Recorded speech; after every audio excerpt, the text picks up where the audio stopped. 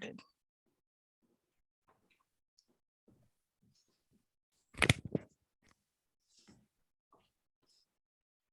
Good afternoon, everyone. My name is Eduardo Khalil of Khalil Architects. I'll be your moderator for the day. All right, so our discussion today is headlined The Survival Guide to Team Management. We're going to discuss managing a team, managing individuals, and the growth of said individuals within firms. So the growth of a company typically requires team expansion. And what makes a team function, and how do we find this functionality? Should one perceive new hires as employees, co-workers, or partners? And what is that distinction? When and how does one decide that this new relationship is working, one that may evolve, or recognize it is time to let go and let live? We'll be hearing from our panelists about the good, the bad, and the interesting of new additions and existing associates to their teams, sharing their stories which may guide one in surviving their own team management tales. With us today, we have Craig Aquart, managing partner at MC Harry and Associates, Judy Carty, a principal at Carty Architecture, Emily Sachs, a senior instructor of business communications at Florida Atlantic University, and Richard Heisenbottle, principal at RJ Heisenbottle Architects. If you guys would like to quickly go into how you perceive your own business management styles, I would very much like to hear about that. Let's start with Craig. Let's start with you. Hey, good afternoon, everybody. Thank you for having me on this panel. Well, MC Harry and Associates is a 65-year-old architectural firm that specializes in public sector type architecture. I manage the firm along with Lourdes Solera. Interesting thing to note this year is that Lourdes is AIA Florida's president and I'm AIA Miami's president. That's an interesting combination to have in one office with such a small footprint.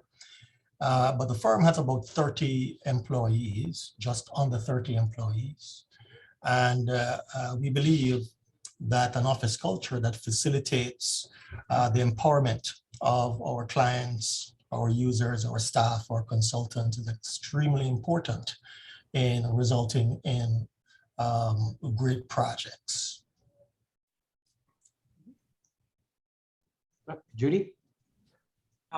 Good afternoon, everybody. Judy Carty, president of Carty Architecture. Carty Architecture next month, I am happy to say, will be 10 years old. I am not sure how that happened so quickly, but and my background is, so I've had Carty Architecture for 10 years, and then prior to that, for 8 years, I was principal and one of the partners at Borelli & Partners. And for Carty Architecture, in the last 10 years, we've grown from being 2 people to now we are 9 people.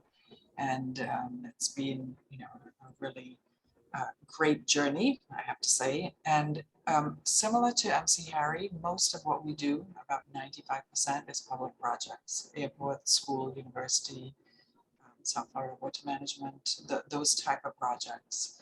And then the remainder is private clients, but often those are private clients who have public project interests.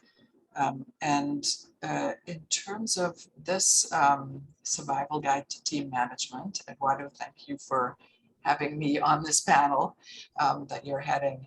I am as interested as hearing what everybody has to say. We all have our own sort of skills, I think, in terms of team management.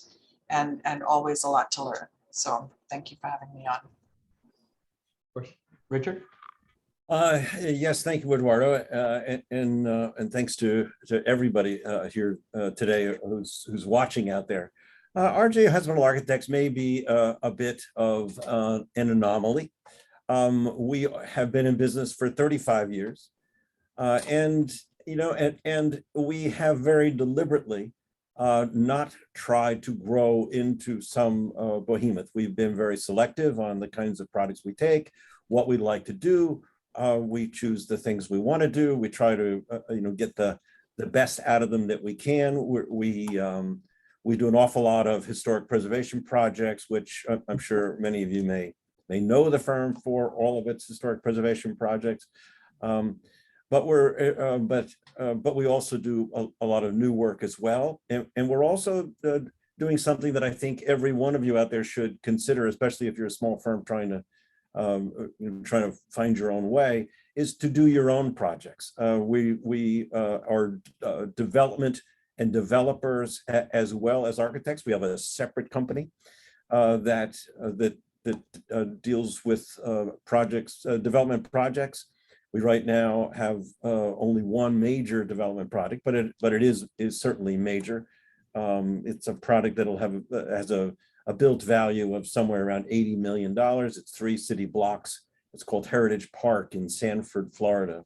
And you can find it on YouTube. Look up Heritage Park, Sanford, and you'll find a great video fly-through of the project. But one thing that's unique about our firm is the fact that we try to manage ourselves as a large firm. I came out of Spillis Candela and Partners many years ago, where I was vice president. And as we were chatting on the panel a bit earlier, from the very early stages, we had strong financial controls put in place to allow the firm to succeed for 35 years. We had marketing as a major position in the company for those 35 years. So we didn't just kind of expect it to grow or become get a solid foundation on its own. We worked it that way. We planned it that way from the skills that we learned working as the vice president of Spillis many years ago. So we run the firm a bit, the small firm, a bit like a large firm. Oh, yeah, we'll talk about that in individuals too. And we have a unique perspective too from Emily here. So Emily, would you like to introduce yourself? Sure. Thank you, Eduardo. I appreciate it. I'm a business communications professor at FAU, but I'm also a management consultant. So I'm bringing in this outside eye for everyone today. I've been teaching since 2003. And in my consulting, I've worked with executives from companies like Nextera, Southern Command, Home Depot, Citrix, Johnson & Johnson, Wells Fargo, Office Depot, Viacom, all sorts of people. So I understand the difficulty for people who are in creative or different types of industries when they have to go in and try and business. So businessing is very difficult if you don't know how to do it, for one, or if you don't like doing it. And what I've found a lot of times is people in architecture, that's not their forte. That's not what they have to do. So they kind of have to force themselves to business. So I think it's interesting to hear everybody's stories and how they're managing their firms, the mentoring that they've gotten in these different areas, whether it's finance or marketing, whatever it happens to be, HR, dealing with other humans. So it can be a challenge for sure.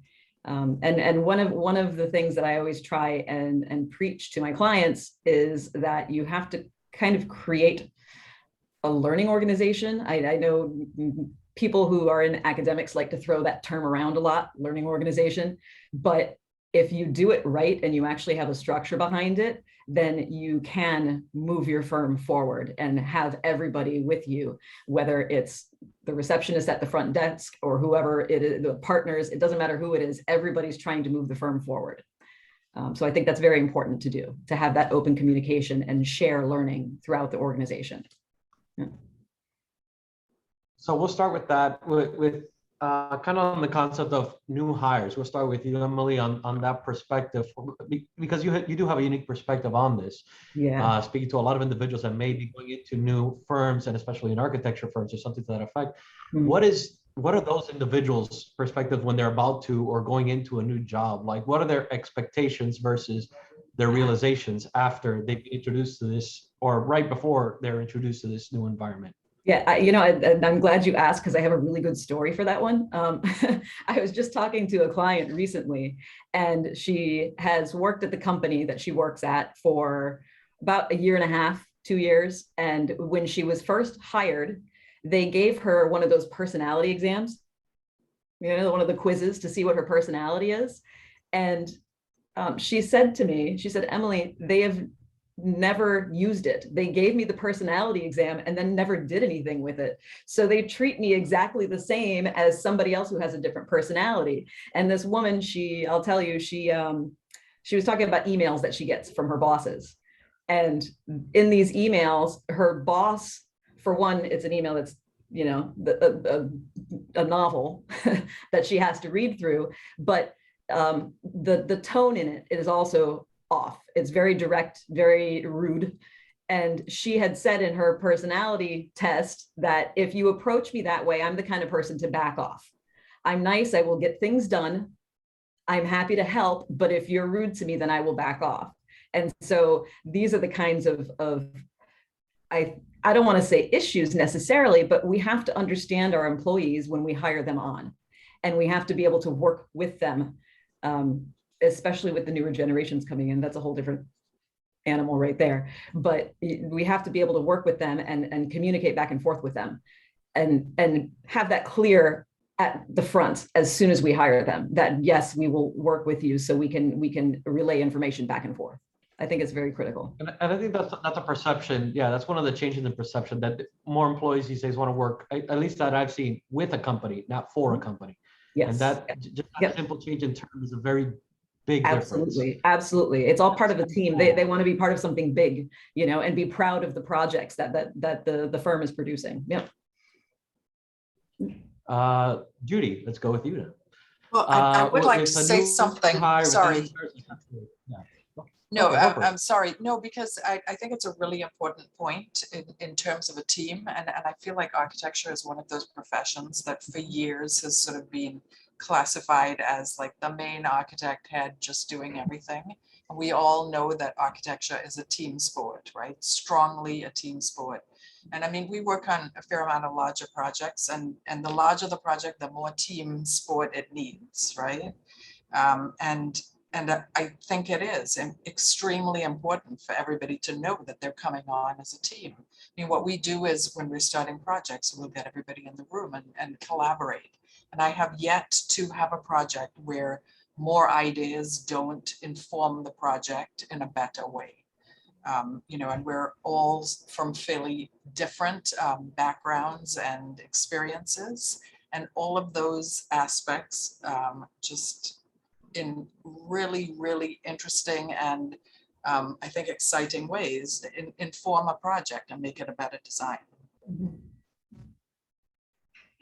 So, and in terms of new hires, I mean, I think that's what we're looking for. We're looking for some people who are part of a team, right? Anybody who's just interested in working individually. I mean, architecture is probably not the, maybe some aspects of it is, but mostly it is not really how it is. And is there any specific approach that you take, like with a new hire or something? Do you tell them, are you very frank with them, or is it something that they learn over time? That do you tell them over time, hey, you're not going to know enough coming in, but you'll learn over time. You're going to learn with us, and we would love your perspective on this regardless, because everybody's a unique person.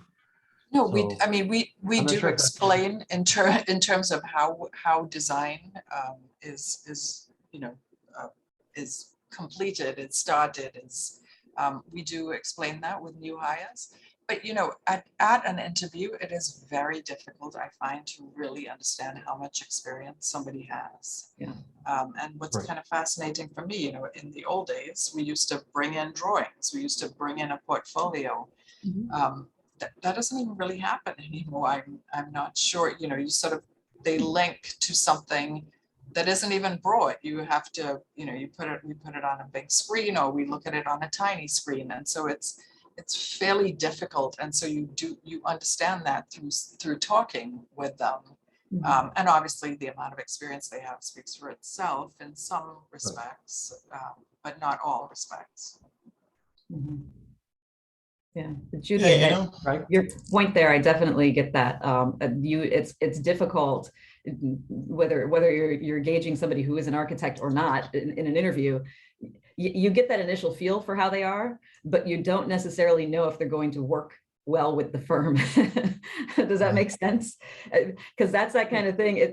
That usually happens within the first 2 weeks to a month that they're there working for you, whatever they're doing. And then that's when you say, okay, and figure out whether or not this person is going to stick with the culture of the organization, I think, you know.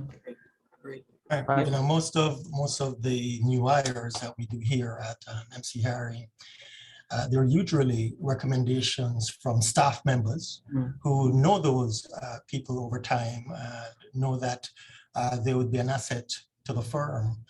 We tend not to take on new hires unless we know that we can sustain that person for a long period of time. We hire knowing fully well that that person will have to adjust over time to fit within the office culture that we have established over many years, and that they will learn and grow with the firm as they go on. Of course, everybody brings a uniqueness to the firm, and their opinion and their values, etc., will become an addition to the culture that we have here.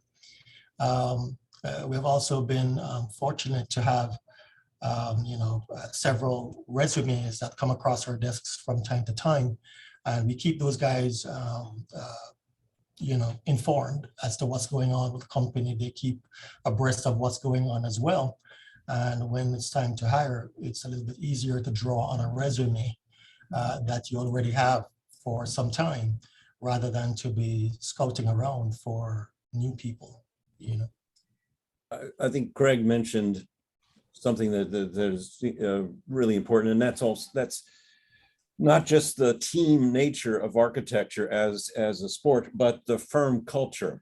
Because every firm has a different culture, and I don't think I agree with Judy that it's very difficult in an interview to figure out whether or not this person is going to fit into your firm's team culture, which, in the case of MC Harry has occurred over, what was it, Craig, 35, 40 years? It's a long time. 65 years. 65 years, and that's great.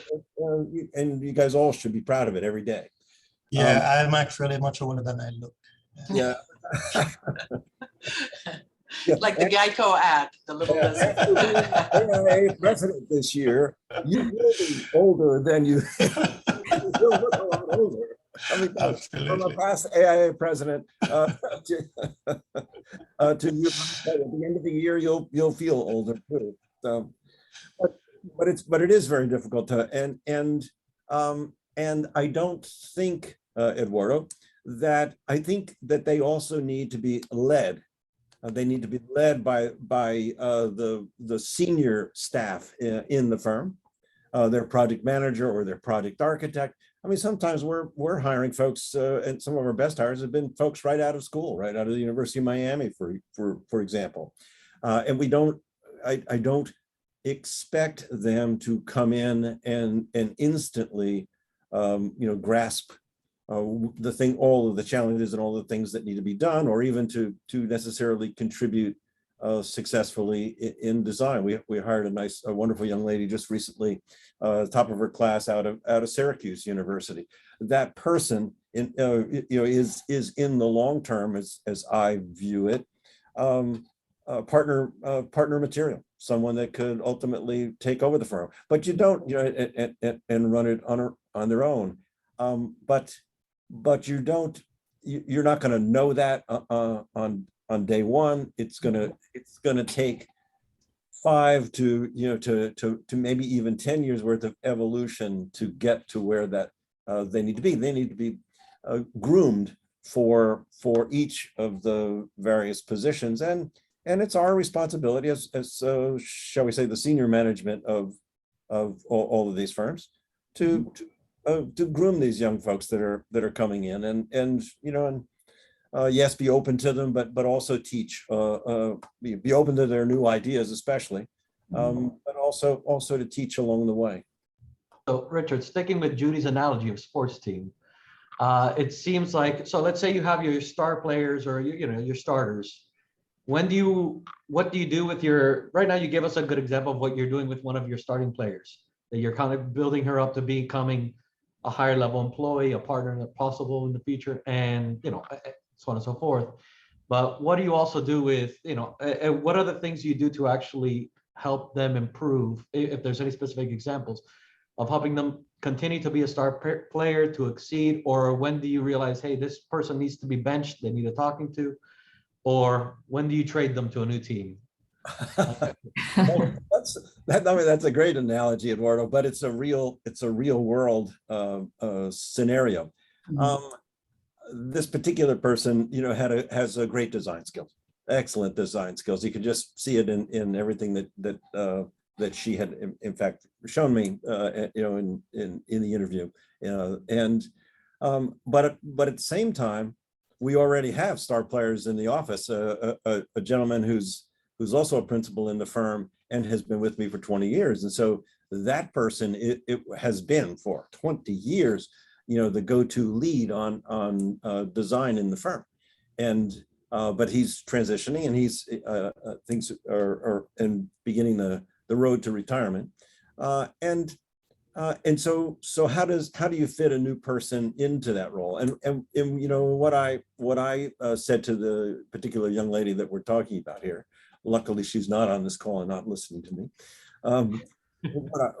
What I said was, you're not going to get to design on day one, but just when you least expect it, when you think that when you're bored out of your mind doing some production tasks that or doing existing condition drawings for some building, just when you least expect it, I'm going to call you, and it's probably going to be over the Christmas and New Year's holiday vacation, and I'm going to say, we have to produce this and this, and you're going to help me design it over the next 3 weeks.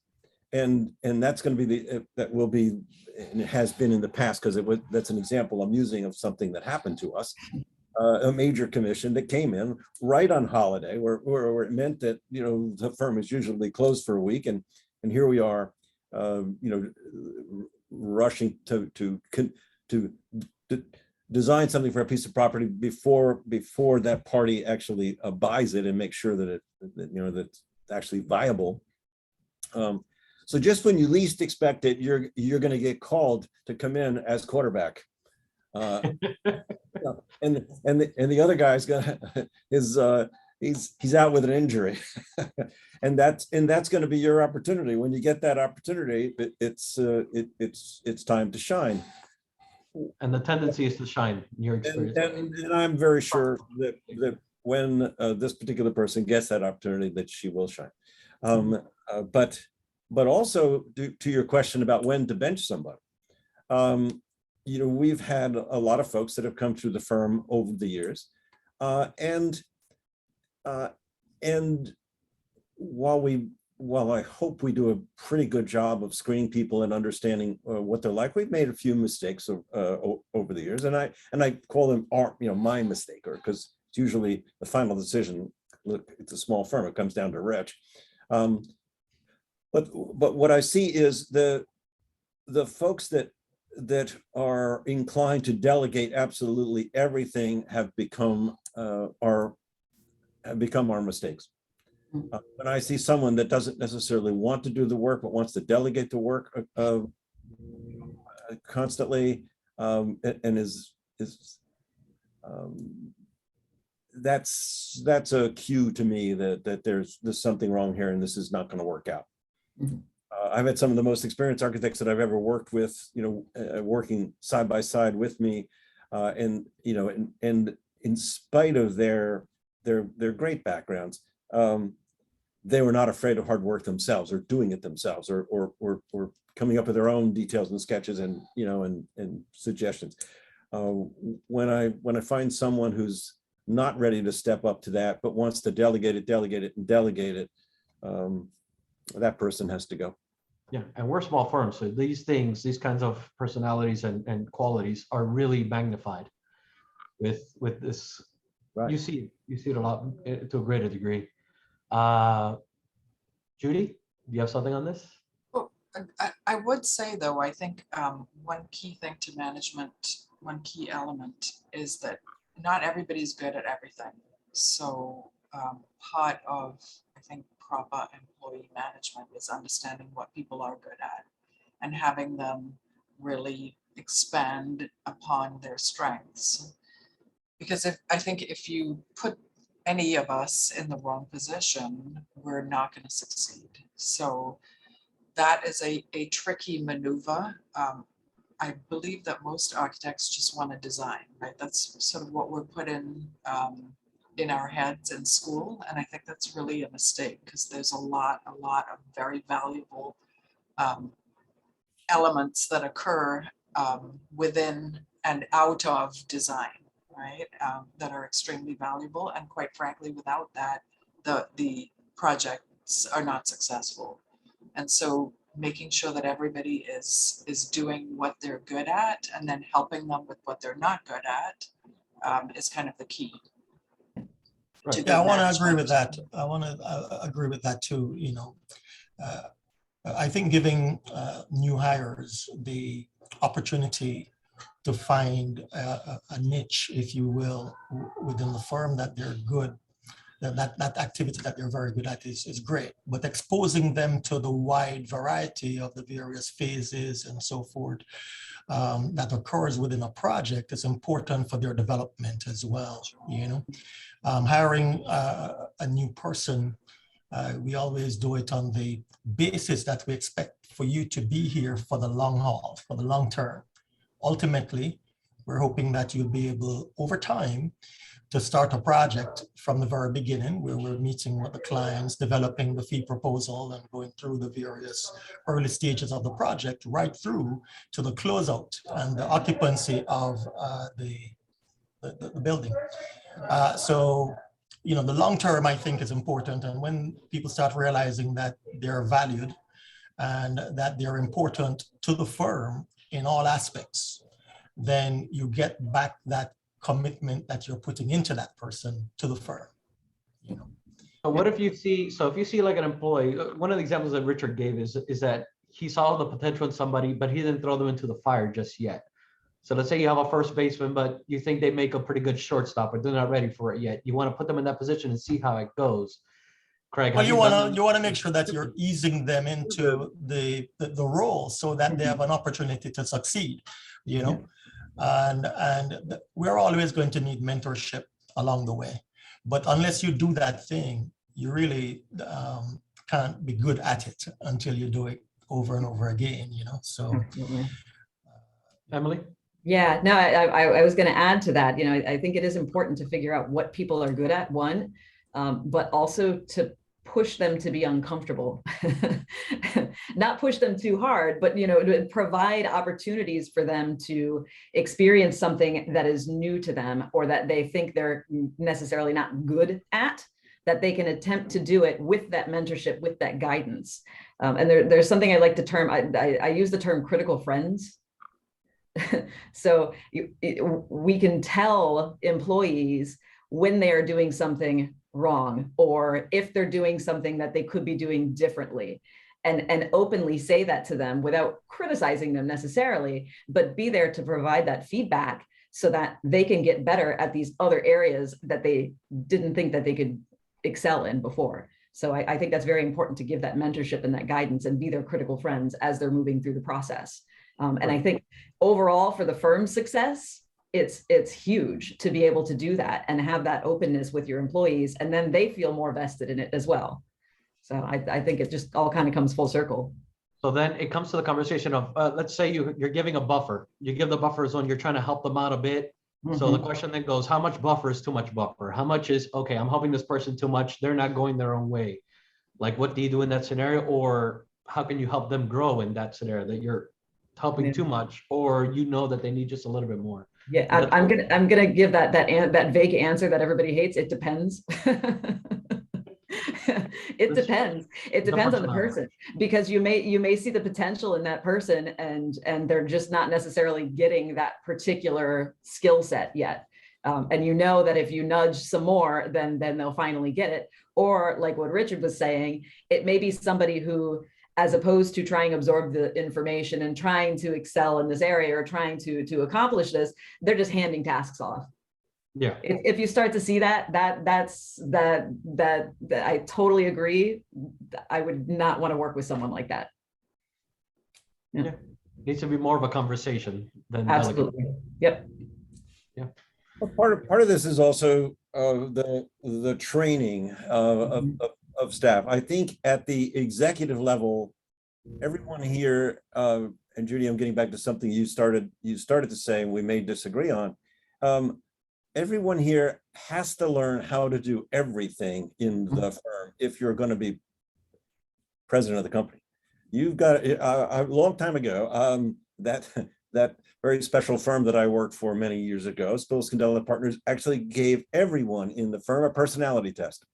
And I'm sure that they went absolutely nowhere after that. They were just disappeared into thin air.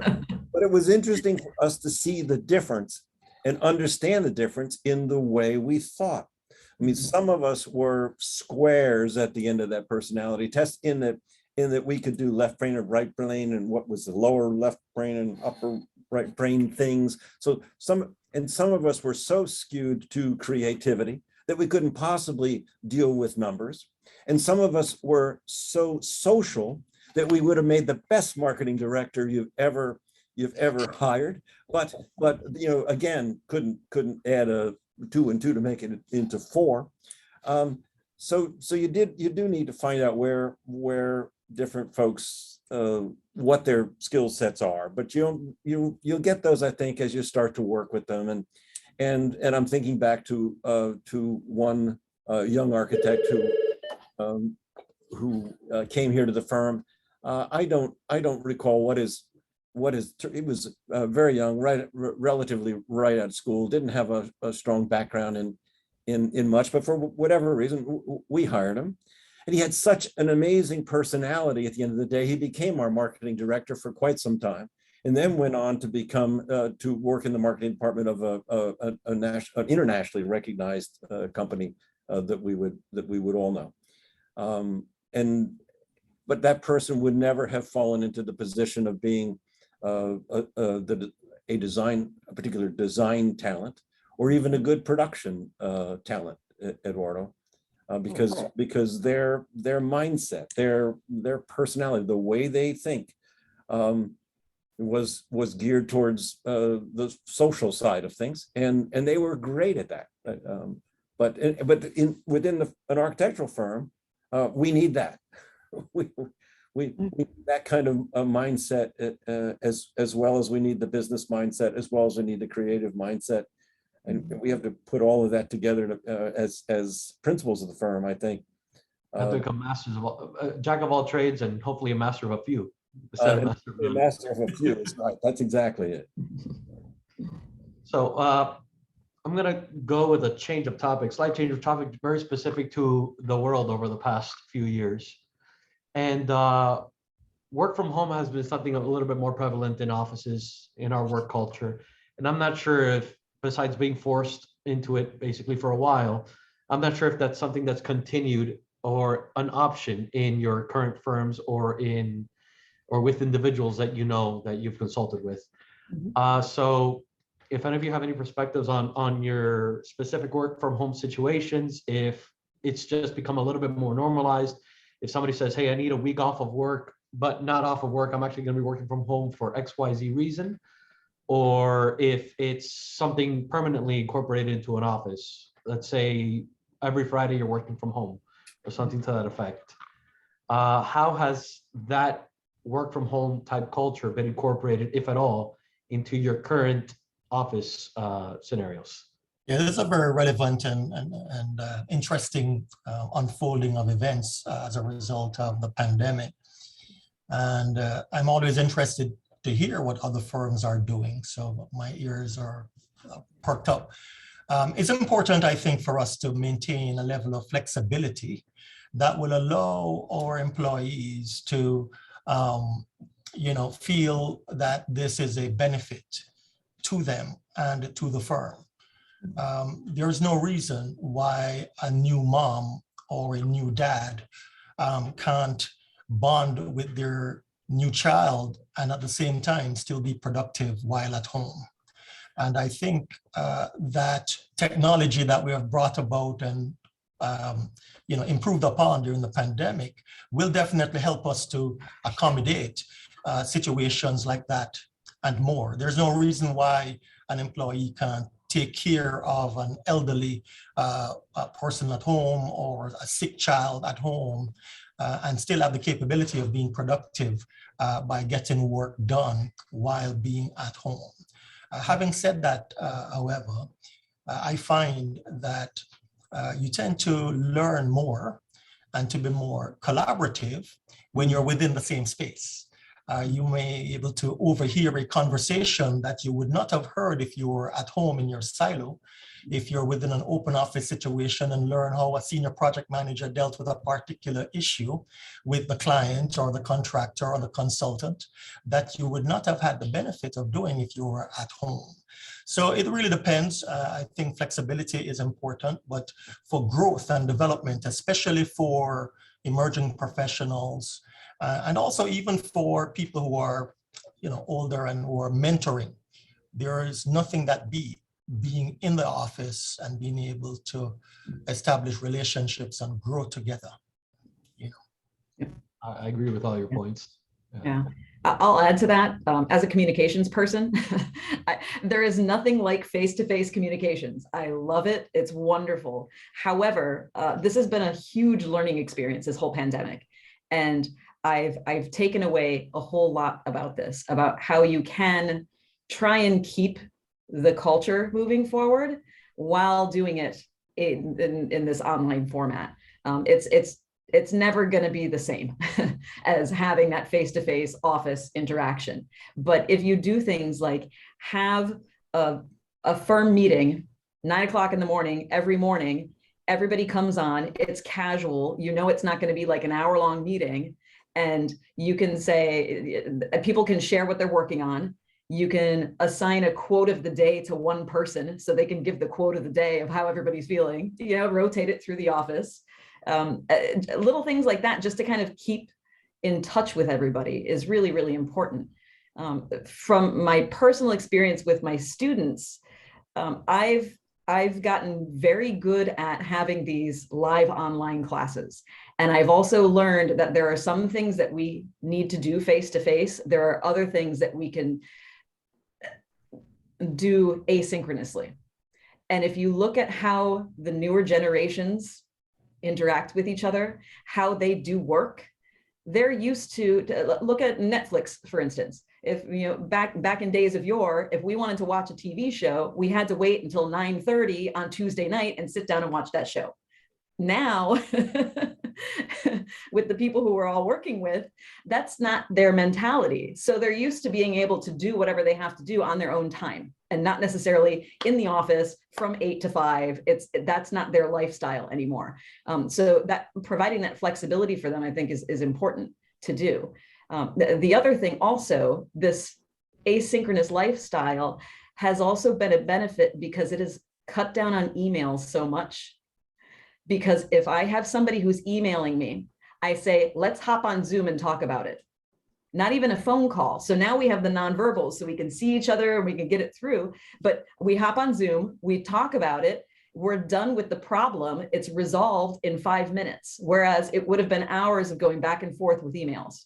Trading 10 emails to get it resolved. Oh, it's ridiculous. Yeah, I think there's some statistic like 70% of emails are written for clarification of prior emails. So you hop on a Zoom, we can talk to each other, and it's done. So I think there's some benefits to it, but I think the company culture aspect, and like you were saying, Craig, having problem solving and the creativity aspect of it and the learning, that a lot of that is lost, I think, when we don't meet each other face to face.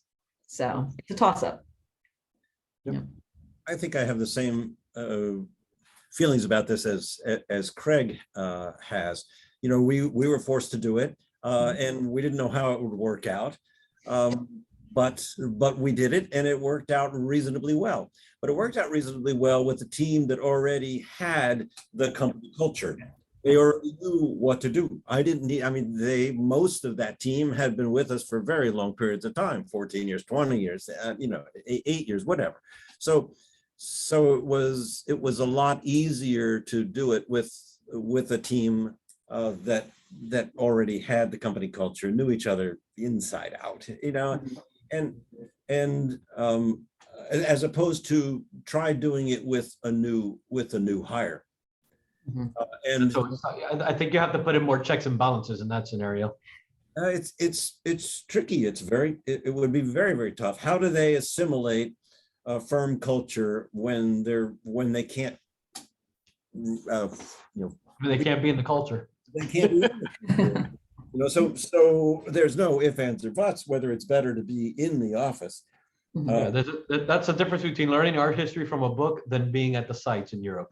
That's a great example, Eduardo.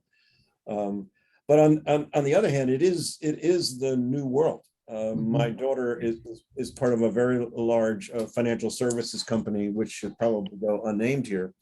But on a certain day, in New York City, on a Monday morning, they took the entire company on 3 continents and made them remote like that.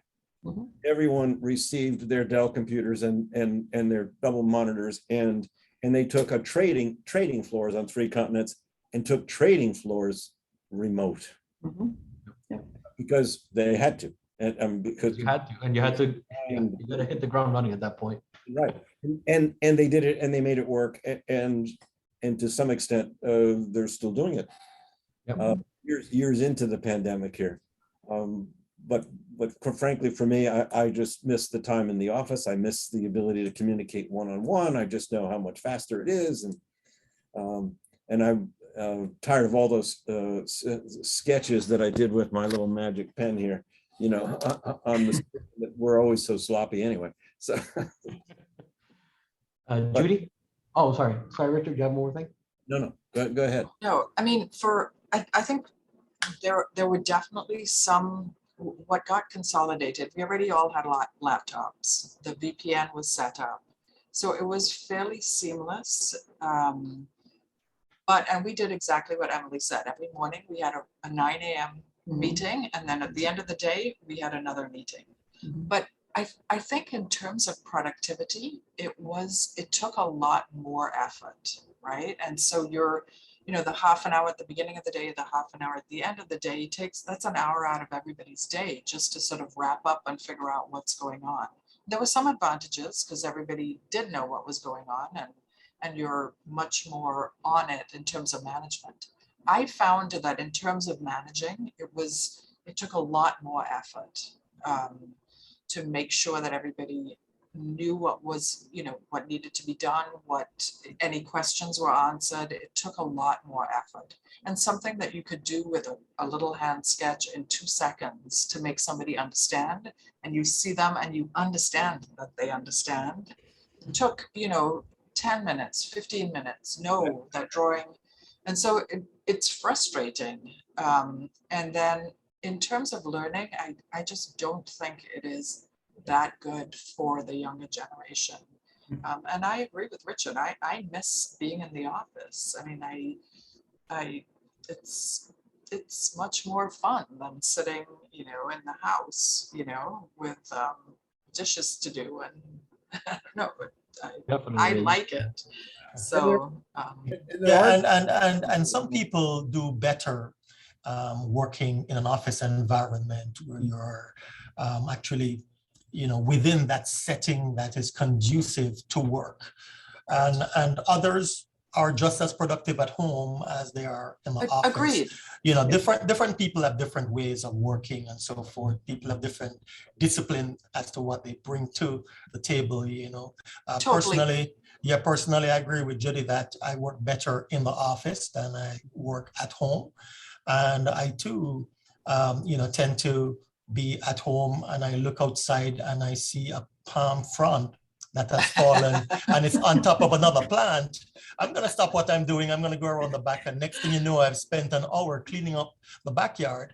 And, so not everybody's like me, I understand, but I tend to be a little bit more focused when I'm in the office. And I also have this habit of walking around and talking and getting things out, talking the project into being or resolving the issue from direct contact.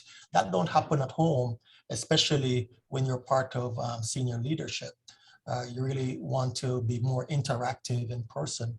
But I think what it has done, though, it means that the odd day off works, right? Sick child, furniture delivery, whatever it is, right? Absolutely. Working yes. from home totally works. You know And what the I mean? systems are already in place for it. It's which is in place, it's easy, you know, and I don't know how you all feel, but for me, Zoom, there are meetings that are better on Zoom.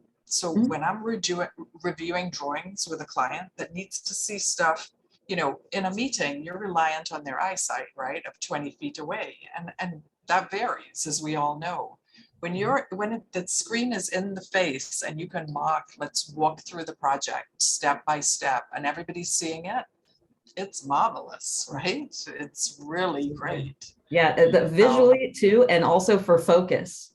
Yeah, Because we're all it's staring at the great. screen. So in a meeting like that, it's like you get things done so quick. It's Yeah, everybody, fantastic. it's so efficient, so efficient. Yeah. So it's given us options. I think that's exactly. It's I think Yeah, absolutely. Yeah. There's no reason to drive to Palm Beach to have a 1 hour or half an hour meeting when you can do it. Yeah, absolutely. exactly.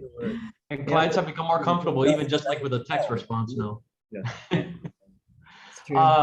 The last question that I want to hit upon has to do with basically a combination of everything we've discussed, which is the fun, the feel, the culture of office, the philosophy of the office, the vibe of the office.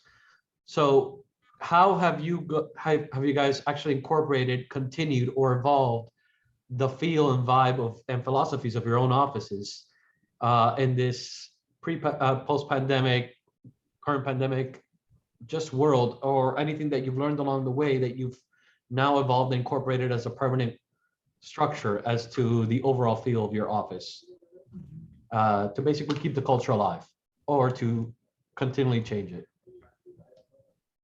That's a tough question. Very. I think for me, if there's a change here due to the pandemic, it's been a change that I am personally, and I allow more flexibility now than ever before. You know, we had a young lady come in to me yesterday, and I've got an emergency at home. You know, mom can't take care of grandma, and grandma's going to be by herself, and grandma's got all sorts of issues. And you know, can I go home and be on that call with you at 2 o'clock? You know, from home. And it was very easy to turn around and say, you know, sure, go take care of grandma, and knowing that she was going to be on the Zoom call with us at 2 in the afternoon anyway. So the flexibility of it has has allowed us to be more flexible in the way we operate the entire firm. But on the other hand, we also have to make sure that we're still as effective in getting things at really getting things done, which can be pretty darn distracting when the 2-year-old wants daddy's attention, and he's sitting at the dining room table trying to work. Right. There's it's a shift of your own office philosophy or of your own office vibe, feel, how it was before and now. It's not the same. But there's a lot more flexibility in my case, certainly. Right. I would have to agree. There's definitely a lot more flexibility, but from the management perspective, it's shown some people who want to take advantage of the system too, or who can't. Not that they're taking advantage, but that they can't focus on what they have to be doing and get the task done.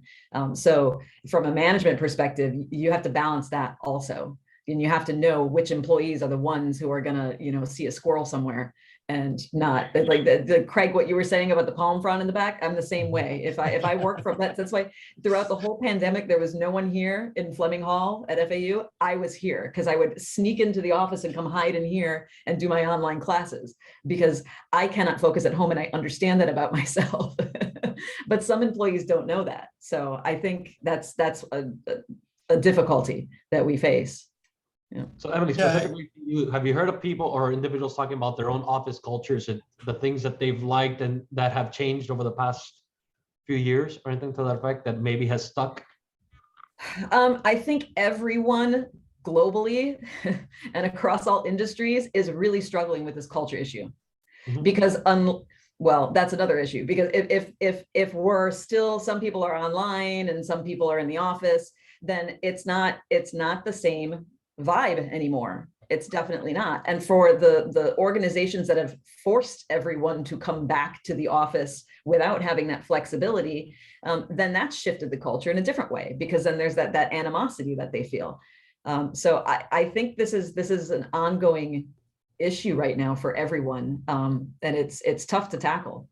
You know, keeping office morale high is extremely important in order to efficiently produce high quality design and so forth. Having great relationships with your client's representative, your consultants and staff is extremely important in for the result of good projects. We got to know our co-workers, our employees. And I think creating an atmosphere where people feel welcome, where we feel included, where we feel as if this is our, family away from home kind of thing is important. You want people to look forward to coming into the office every day, and they enjoy working with one another. And the way in which we build that at MC Harry is to have activities outside of the everyday work environment. Bowling here or there before COVID was something that we did fairly regularly. Recently, we went to a vacation home during the Christmas holiday, and we spent 3 nights, 4 days together, bonding with spouses and children and stuff like that, outside of this scheduled, hectic work environment where we can de-stress together and have a relationship with one another. I think that's extremely important. And, more than anything else, if you want to rub me the wrong way, is to try and demoralize staff. If you're not encouraging, if you're saying things that are making other people feel as if, what am I doing here kind of thing, that's a big problem. And like a cancerous cell that has to be cut out. It's about encouragement, it's about empowerment, it's about engagement.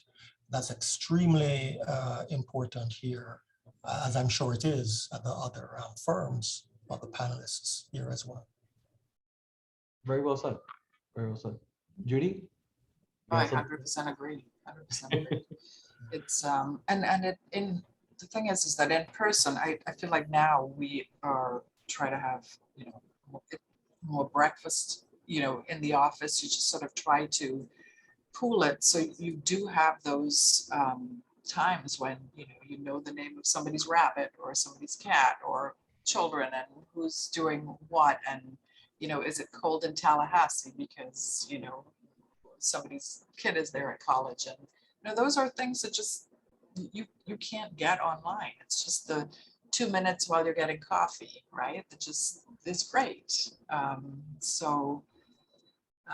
And I think what's interesting is that sort of encourage that the 2 minutes or 3 minutes or 4 minutes now, because we realize how valuable that is, because we haven't had it 100% over the last 2 years.